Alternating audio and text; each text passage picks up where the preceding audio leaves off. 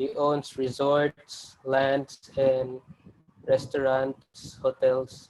So altogether, you call him a business magnate. And he is a software developer, which he is famous for Microsoft. He's an investor and philanthropist. He was listed in the Forbes World's Richest People, and he was the richest person in the world for 4 years. But what's special about him? Obviously, what's special, he's the maker of Microsoft, but the special thing is his history behind. So at 1960s, that was the year of the computer age. So at that time, not everybody has access to computer. But when he was in his elementary, he was privileged to study in Lakeside School. And Lakeside School is a top school around the country, and his parents were fortunate enough to send him there. And what's special about that school is there is computer access for every student. So students are exposed to using computers. His father is a lawyer and his mother is working like in a bank. So the parents wants him to become a lawyer as well. But he did not take much notice of it. But when he saw the computer, he was fascinated about using it. So through making programs and writing codes, that's how his passion grew. By the age of 13, he wrote his first program. And then at the age of 15, he started doing business. So at 15 years old, he became a businessman. How? By him and Paul Allen, his friend, they wanted to make a computer that would be able to monitor the traffic in the city. And that program they were able to get $20,000 from that program. So as the years passed by, uh, Bill Gates' job was to scan and make sure every code is correct. But sadly, the company that they worked eventually closed down. So he wants to make his own business, but his parents told him that you should graduate, you must have a master's degree, a bachelor's degree. You should not start a business immediately. So they sent him to Harvard. And in Harvard, they made him study law. He studied law and he didn't like studying law and he was not that impressed. He was not happy studying, so eventually he dropped out of the school. Now, their parents are earning a lot of money and they saw his passion in making computers, software, so they were able to support him in making a business. So, how did he get successful? Now, you may think his business is what made him successful, but it's not like that. Actually, him and Bill Gates and Paul Allen, they made a program that contains a software. However, that software was leaked and it was sold out for free. And Bill Gates actually said that only 10% was bought from us. The rest of the 90 was stolen. So it was a rough start. But there is actually a hidden story on how he was very successful. Now, at that time, well, IBM is the biggest computer company at that time. They made mainframes, supercomputers. They're still making right now for NASA, actually. But at that time, computers are just calculators for, uh, the genius people in NASA. So what what was special at that time was Apple made a computer like the one we're using at school with a monitor and a CPU. Apple made that. from that moment, every house has to have a computer. That's how popular it became. And IBM, which is the biggest at that time, wanted it. But they're just so big in making mainframes or big computers, they don't have any idea how to start. So what IBM did, they they got some parts from junk and scrap, and they made a computer within 1 year. But there is a problem. They know how to build it, but they don't know how to run it because it needs a system or a software to be used. So what they did, they heard that there's this small group of people who are good in programming, and they went to Microsoft or Bill Gates' company.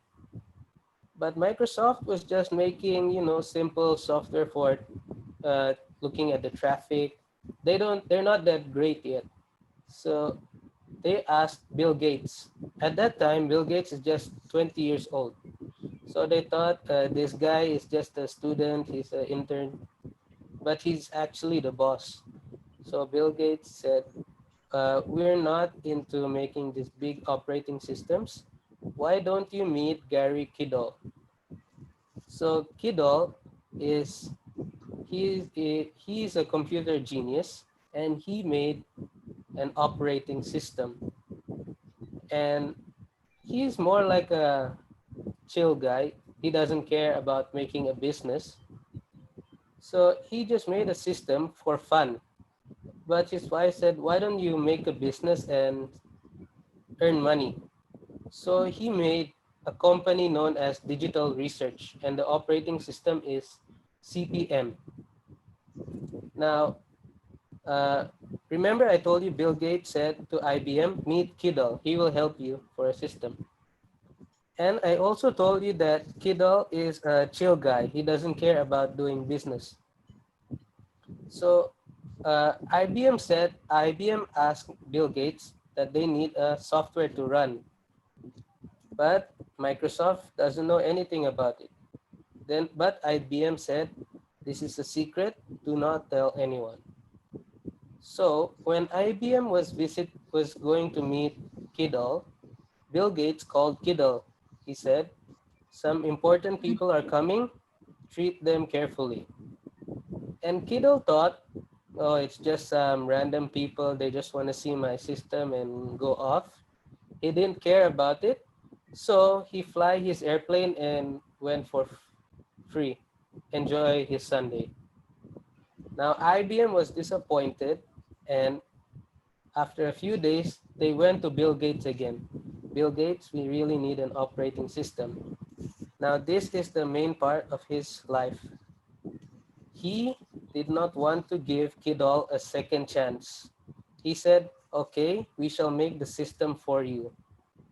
So what he did, he bought a operating system from a black market, like a hidden store, and that system is actually a system made by Kidal.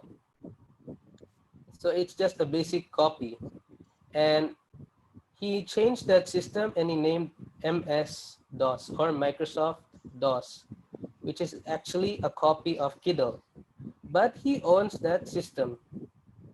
Eventually, it got inside IBM, and almost every computer made by IBM has that system.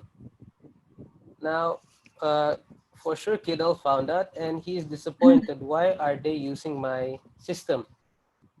So he, for sure, it went to court. Now the court said, okay, you both sell your own systems and do justice. But Bill Gates' strategy was, in business, why don't we lower the sales, make it cheap, so people will buy from us rather than from him. So he made his system worth $40 per CD, while Kidal's system is $240 per CD. Now, it's actually both of them are the same thing, only the name is different. But people went over for Bill Gates' system because It was cheaper, and basically, it is the same thing. So now that's how Bill Gates earned his money. And then he made a deal with IBM it that he shall earn $50,000. And since it is the same system for every computer, each company, HP, Compaq, Dell, Toshiba, they also paid more than $50,000. So through that, he became the youngest billionaire in the world. That's how he has become successful. Actually, there are some lessons we can learn from him. He made big choices in his life, and that's how he became successful. We may think that he's very rich and at peace, but there were times when he struggled. So we should learn that we should never give up and keep on reaching our goal. That's what I learned from Bill Gates. Okay, very good. Thank you so much, Sufin. Yeah. Thank you, Okay. ma'am. Next, please. Um, kita kayaknya dua lagi ya, and yang lain bisa next meeting boleh ya? Because I was really tired today. I've been sitting here for hours dari jam 9 pagi looking at the computer. Boleh dua lagi ya? And then the other one, the rest will be next meeting hari Rabu. Okay? Cikita boleh? Cikita Tangkoit? Yes, ma'am.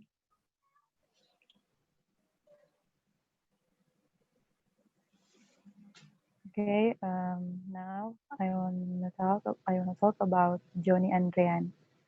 Johnny Andrean is a successful businessman, and he was born in Singkawang, West Kalimantan. He is very skilled in hairstyling, so with determination and hard work, he was allowed to open a very famous salon that we know today called John Andrean Salon. There were many challenges that he faced while running his business, but Johnny is not a person who gives up easily. He keeps going and creating new innovations. After his salon business was successful and spread almost all over Indonesia, Johnny Andrean went to Singapore to learn how to make bread. After understanding the ins and outs of bread processing, in March 2003, he opened his first bread talk outlet at Mall Kelapa Gading, Jakarta. Now, the success of Bread Talk, which Johnny pioneered, has been clearly seen in the presence of Bread Talk outlets in malls throughout Indonesia. But the success in the salon and bread business of Bread Talk didn't end in 2000. He also expanded his business in the beverage industry again. That time, the donuts were the target. Carrying the name Deco Donuts and Coffee, Johnny opened his first outlet in 2005. By adopting open outlets like Britalk, Gico was also welcomed by the market tremendously. And until now, Johnny and Ren's business is still running well and is very popular among the public. Thank you. Okay. So girls chose Johnny Andrean ya. Thank you so much, Cikita. And the last one today will be siapa ya? Last one, boys Jo. Jovial, can you do it? Okay. Yang lain next meeting Okay, ya. ma'am. Please. I will present the biography of Nadiem Makarim. Nadiem Makarim is the founder of Gojek Indonesia. In 2006, Makarim started his career at McKinsey and Company as management consultant in Jakarta. He left to co-found Salora, an online fashion shop, then left to become Chief Innovation Officer at Kartuku, a payment service provider. In 2010, Nadiem created Gojek, which is today a decacorn company with valuation over 10 billion US dollar.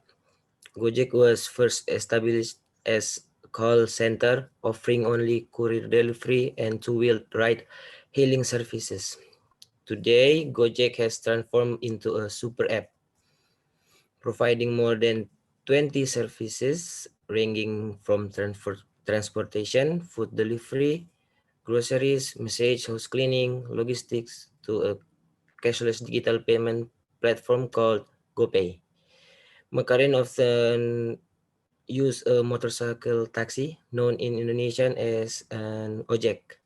He saw this as a business opportunity and developed it into Gojek, which is founded in 2010. But in October 2019, he was appointed as Minister of Education and Culture by President Joko Widodo on his second cabinet and subsequently resigned from his post at Gojek. Why I like this person? Because he's a great person at seeing opportunities. He is young and successful, yeah. Yes. Businessman who turned into Minister of Education. Yeah, I was really surprised when Jokowi appointed him as our minister. Ya kan, dia kan kita punya menteri sekarang ya. But Yes. it was a great decision, I think, yeah, to let the young generation maksudnya organize the education system in Indonesia, even though it's very hard for him to deal with the professors. I can imagine because I used to study in Jogja and I know how hard it is to deal with the professors in UGM, in UNY ya, yang memang profesor-profesor yang dulunya susun-susun kurikulum and now they have to be led by a young man like Nadiem Makarim, but I know he's a great leader. So thank you so much for your presentation. Yeah, I hope you're going to be inspired by all the young and successful businessmen that you have just presented, and by this class, yeah, business English and reading class. Baru nama business English reading and vocabulary. I'm going to assign you to read more and more. So by the end of the class, yeah, by the end of the semester, you know that kita di kelas ini udah baca banyak buku loh, banyak referensi yang saya baca, referensi in English, and you're going to be accustomed to read in English, yeah, and you try not to look at the dictionary whenever you find any unfamiliar words, but you're trying to find the meaning through context, yeah, through the context that you are reading, yeah, you can easily get the meaning of the unfamiliar vocabulary. So thank you so much for Christian, Jovial, Suvin, Daniel, Vanessa sudah ya tadi belum ya? Belum ya, di sini, sorry, ada catatannya, I'm sorry. Ini, Christian, Samuel, Agung, Joanna, Rivaldo, Jennifer, Sufin, Cikita, dan Jovial. Thank you so much for presenting your presentation today. And the other one yang belum, please prepare ya. Mem berharap lebih ya dari Anda semua. Mem sangat berharap lebih karena you have more time to prepare. Okay? So I know that you can present much better and well prepared. Thank you so much for joining my class. I'll see you next meeting and have a nice day. Bye. Thank you, ma'am. Thank you, ma'am. Thank you, ma'am. Kak Thank you, Naya. ma'am. Thank you, man.